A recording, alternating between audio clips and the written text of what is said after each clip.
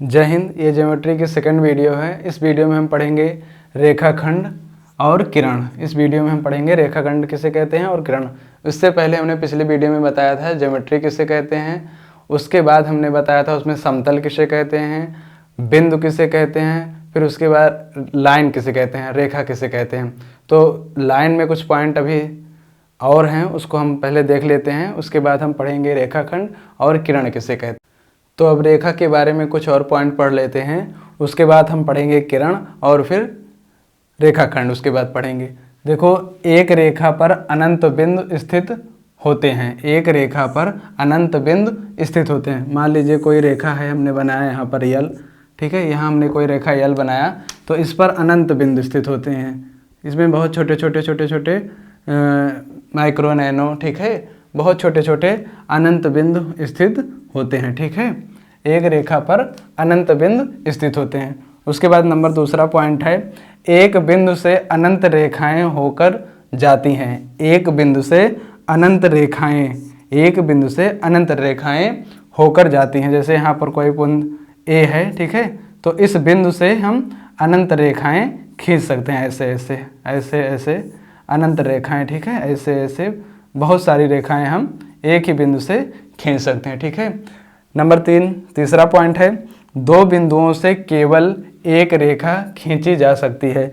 जैसे यहाँ पर ए बिंदु है और यहाँ पर बी बिंदु है, तो यहाँ से सिर्फ एक ही रेखा खींची जा सकती है। दो बिंदुओं से केवल एक ही रेखा खींची जा सकती है। दो बिंदुओं से केवल एक ही रेखा खींची जा सकती है। अब ये रेखा सीधी भी हो सकती है और ये रेखा वक्र भी हो सकती है। दो बिंदुओं से एक ही रेखा खींची जा सकती है, वो रेखा सीधी भी होगी और वो रेखा वक्र भी हो सकती है। देखिए, जैसे ऐसे ये इस तरीके से दो बिंदुओं से केवल एक ही रेखा खींची जा सकती है और एक बिंदु से अनंत रेखाएं खींची जा सकती हैं और एक रेखा पर अनंत बिंदु स्थित होते हैं। आप इसका स्क्रीनशॉट लीजिए, हम दूसरा पॉइंट अभी लिखते हैं। रेखा का पॉइंट नंबर 4 है, मान लीजिए अगर यहाँ पर ये कोई रेखा यल और इस पर यहाँ कहीं कोई बिंदु P है, ठीक है, कोई बिंदु अगर P है तो हम कहेंगे बिंदु P, ठीक है, बिंदु P रेखा यल पर स्थित है। बिंदु P रेखा यल पर स्थित है या हम कहेंगे आपाती है, ठीक है। बिंदु P रेखा यल पर स्थित है या हम कहेंगे यल पर आपाती है, ठीक है, बिंदु P, ठीक है। उसके बाद अगला पॉइंट नंबर 5, ये सब रेखा के गुण है, ठीक है। रेखा के मतलब समझ लीजिए उसके जो रूल होते हैं, कैसे कैसे क्वेश्चन में बताया जाता है, कैसे कैसे क्वेश्चन बनता है उस टाइप के, तो इसमें वही सब दिया गया है। तो रेखा यल पर बिंदु P को आविष्ट करता है, ठीक है। रेखा यल बिंदु P को, रेखा यल बिंदु P को आविष्ट करता है। दूसरे शब्दों में कहेंगे तो रेखा यल बिंदु P को आविष्ट करता है, जिसको हम ऑक्युपाइड कहते हैं, मतलब बिंदु P को कब्जा करता है, ठीक है। ऑक्युपाइड का स्मेर होता है ना, तो करती है, ठीक है। या फिर कहेंगे बिंदु P से होकर जाती है, या फिर कहेंगे रेखा यल बिंदु P से होकर जाती है, ठीक है। अगला पॉइंट है, किसी भी रेखा को उसके ऊपर दोनों तरफ तीर से प्रदर्शित करते हैं। किसी भी रेखा को उसके ऊपर दोनों तरफ से तीर से प्रदर्शित करते हैं। जैसे ये रेखा है कोई, ठीक है, तो इसको प्रदर्शित करना है, ए बी मान लीजिए ये रेखा है, तो इसको प्रदर्शित करना है, तो ए बी यहाँ इस तरीके से हम इस पर निशान लगाएंगे, तो इस तरीके से हम इसको प्रदर्शित करते हैं। किसी भी रेखा को हम इस तरीके से प्रदर्शित करते हैं। हालांकि अब रेखा को ऐसे ही प्रदर्शित कर दिया जाता है, ए बी, ठीक है, लेकिन अगर प्रदर्शित करने की बात कही जाए तो हम ऐसे प्रदर्शित करते हैं, ठीक है। आप इसका स्क्रीनशॉट ले लीजिए। जैसे मान लीजिए ये रेखा है, तो इसको सुनिश्चित करने के लिए इस पर दो बिंदुओं का निर्धारण करना जरूरी है, ठीक है। इस पर दो बिंदुओं का निर्धारण करना जरूरी है, तभी इसको हम दर्शा सकते हैं एक प्रकार से, ठीक है। दो बिंदुओं को हम दर्शाएंगे तभी वो रेखा हम कहेंगे, ठीक है, अन्यथा हम रेखा नहीं कह सकते। अब हम रेखाखंड को देखते हैं। रेखाखंड किसे कहते हैं? Line segment. तो ऐसी रेखा जिसका प्रारंभिक और अंतिम बिंदु ज्ञात हो, ठीक है। ऐसी रेखा जिसका प्रारंभिक और अंतिम बिंदु ज्ञात हो उसे क्या कहेंगे, रेखाखंड। या दूसरे शब्दों में कहेंगे ऐसी रेखा जिसकी एक निश्चित दूरी हो, ठीक है। ऐसी रेखा जिसकी एक निश्चित दूरी हो। जैसे यहाँ हमने मान लीजिए रेखा खींच दिया, ठीक है। इस तरीके से इधर भी अनंत तक जाएगा ये रेखा, और इस तरीके से इधर दाहिनी तरफ और बाईं तरफ दोनों तरफ अनंत तक जाएगी। मान लेते हैं हम इसकी ये रेखा की यल है, ठीक है। मान लेते हैं ये रेखा यल है, ठीक।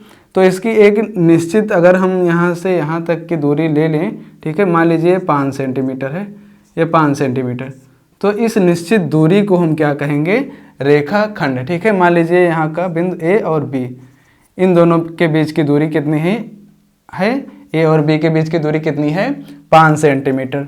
तो इस निश्चित दूरी को हम क्या कहेंगे, निश्चित दूरी को हम क्या कहेंगे, रेखाखंड। इसी निश्चित दूरी को हम कहेंगे रेखाखंड, रेखाखंड, लाइन सेगमेंट, ठीक है। और इसको हमें दर्शाना है, प्रदर्शित करना है, तो हम ऐसे दर्शाते हैं इसको, ए बी, इसके ऊपर सिर्फ एक ऐसे लाइन खींच देंगे, या इसी को हम बी ए भी लिख सकते हैं, ठीक है। अब क्या होता है यहाँ पर, अब ऊपर लाइन नहीं खींची जाती, ठीक है। तो डायरेक्ट यहाँ पर हम ए बी लिखते हैं या बी ए, ठीक है, या फिर हम बी ए सिर्फ लिखते हैं। नीचे लाइन खींच देते हैं, इससे मत समझिएगा कि नीचे भी होगा, नीचे नहीं होगा, ठीक है। तो इसको हम प्रदर्शित करते हैं ए बी के ऊपर एक लाइन, और या फिर बी ए के ऊपर एक लाइन, ठीक है। या आपकी भाषा में अब जब लिखते हैं, मतलब क्वेश्चन को जब सॉल्व करेंगे तो हम लाइन नहीं खींचते हैं, डायरेक्ट ऐसे लिख देते हैं ए बी या बी ए, ठीक है। निश्चित दूरी को, जो निश्चित दूरी रहेगी उसी को हम रेखाखंड कहते हैं, ठीक है। अब हम देखते हैं किरण किसे कहते हैं, किरण। किरण को इंग्लिश में हम रे कहते हैं। तो रेखा का वह भाग जिसका केवल एक अंत बिंदु, अंत बिंदु मतलब या प्रारंभिक बिंदु, अंत बिंदु को हम कहते हैं प्रारंभिक बिंदु, जिसको हम कहते हैं इनिशियल पॉइंट या आदि बिंदु कहते हैं, ठीक है। अंत बिंदु, प्रारंभिक बिंदु, इनिशियल पॉइंट, आदि बिंदु, ये सब एक हैं, मतलब जहाँ से शुरुआत होती, ठीक है, होता है। रेखा का वह भाग जिसका केवल एक अंत बिंदु, एक प्रारंभिक बिंदु हो, वह क्या कहलाती है, किरण कहलाती है। जैसे यहाँ हमने यहाँ से स्टार्ट किया, ये शुरुआती बिंदु है, ठीक है, प्रारंभिक बिंदु ए, ठीक है। और उधर दूसरी तरफ हम अनंत विस्तार कर सकते हैं, ठीक है। तो यहाँ से हम मान लेते हैं यहाँ बी है, ठीक, इसको ऐसे दर्शा सकते हैं। या फिर इधर से हम बना सकते हैं, यहाँ से, ठीक है, यहाँ से इस तरफ बना सकते हैं। तो ये जो जहाँ से शुरू करेंगे उसको क्या कहेंगे, अंत बिंदु या प्रारंभिक बिंदु या इनिशियल पॉइंट या आदि बिंदु, कई नामों से जानते हैं, ठीक है। कहीं नाम मिले तो कंफ्यूज मत होना, ठीक है। तो यहाँ इसको मान लेते हैं पी और यहाँ पर क्यू, ठीक है, यहाँ पर पी और यहाँ पर क्यू। तो इसको कहेंगे किरण एक दिशा में असीमित होती है, मतलब एक दिशा में असीमित विस्तार उसका कर सकते हैं, लेकिन एक जहाँ से शुरू होगी वो तो उसका प्रारंभिक बिंदु होगा ना, और उसको एक दिशा में असीमित हम विस्तार कर सकते हैं। इधर हम अनंत तक बढ़ा सकते हैं और इसको इधर भी अनंत तक बढ़ा सकते हैं ना। दूसरा पॉइंट है किरण ए बी की दिशा, मान लीजिए इसको हम ए बी नाम दे देते हैं इस किरण को। किरण ए बी की दिशा बिंदु ए से बिंदु बी की ओर होती है। यहाँ ए की दिशा बिंदु ए से बिंदु बी की ओर है। किरण ए बी जो रहेगी किरण, मान लीजिए हम किरण ए बी, इसको ए बी नाम दे देते हैं। तो ए बी की दिशा बिंदु ए से बिंदु बी की ओर होती है। यहाँ पर इसको हम पी क्यू माना, तो यहाँ पर कहेंगे किरण पी की दिशा बिंदु पी से बिंदु क्यू की ओर होती है, ठीक है।